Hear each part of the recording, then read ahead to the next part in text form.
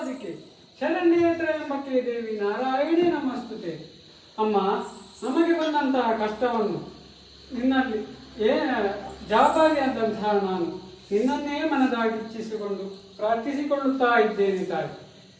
ದುಷ್ಟನಾದಂತಹ ಅರುಣಾಸುರನ ವಧಿಗೆ ಬೇಕಾಗಿ ದುಂಬಿಯ ರೂಪದಲ್ಲಿ ಬಂಡೆಯನ್ನು ಹೊಡೆದು ಅರುಣಾಸುರನನ್ನು ಕೊಂದುಕೊಟ್ಟೆ ತಾಯಿ.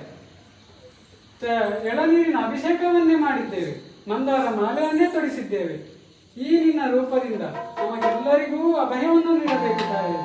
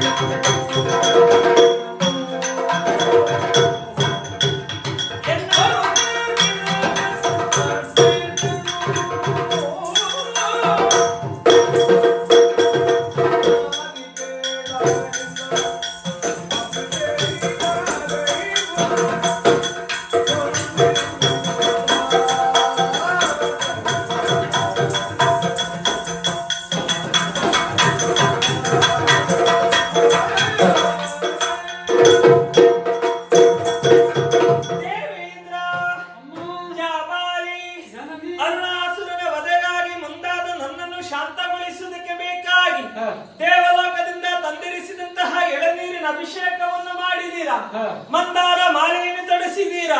ಇದು ಶಾಂತಳಾಗಿದ್ದೇನೆ. ನಿಮ್ಮೆಲ್ಲರ ಬೇಡಿಕೆಯಂತೆ ಅರುಣಾಸುರನಿಗೆ ಮೋಕ್ಷವನ್ನಿತ್ತಿದ್ದೇನೆ. ಅಲ್ಲದೆ ಈ ಹಿಂದೆ ನಂದಿನಿಗೆ ಕೊಟ್ಟ ಮಾತಿನ ಪ್ರಕಾರವಾಗಿ ಅವಳ ಕಟಿ ಪ್ರದೇಶದಲ್ಲಿ ಲಿಂಗರೂಪಿ ದುರ್ಗಾಂಬಿಕೆಗೆ ಆವಿರ್ಭವಿಸ್ತೇನೆ. ಇನ್ನು ಮುಂದಕ್ಕೆ ಈ ಸ್ಥಳವು ಕಟೀಲ ಅಥವಾ ಕಟೀಲು ಎಂಬುದು ಪ್ರಸಿದ್ಧ ಪಡೆಯಲಿ. ಈ ಸ್ಥಳವು ಪುಣ್ಯ ಸ್ಥಳವಾಗಿ ಉಳಿಯಲಿ. ಅಮ್ಮ, ನಿನ್ನನ್ನು ಕಾಣಲು ಬರುವಂತಹ ಭಕ್ತರು ಪೂಜಿಸುವ ಬಗೆ ಹೇಗೆ ತಾಯಿ?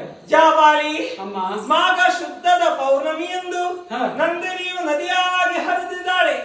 ಈ ಶುಭ ದಿನದಂದು ಕಟೀಲಿಗೆ ಬರುವಂತಹ ಭಕ್ತಾದಿಗಳು ನಂದಿನಿಯಲ್ಲಿ ಮಿಂದು ಎಳನೀರಿನ ಅಭಿಷೇಕವನ್ನು ಮಾಡಿ ಹೂವಿನ ಪೂಜೆಯನ್ನು ಸಮರ್ಪಿಸಿ ನೃತ್ಯ, ಗೀತ, ಯಕ್ಷಗಾನ ಇತ್ಯಾದಿ ಕಲೆಯಿಂದ ಯಾರು ನನ್ನ ಸೇವೆಯನ್ನು ಸಲ್ಲಿಸ್ತಾರೋ ಅಂತವರನ್ನು ಆಯುಷ್ಯ ಆರೋಗ್ಯವನ್ನಿತ್ತು ಸಂಪ್ರೀತಿಯಿಂದ ಕಾಪಾಡಿಕೊಂಡು ಬರುತ್ತೇನೆ.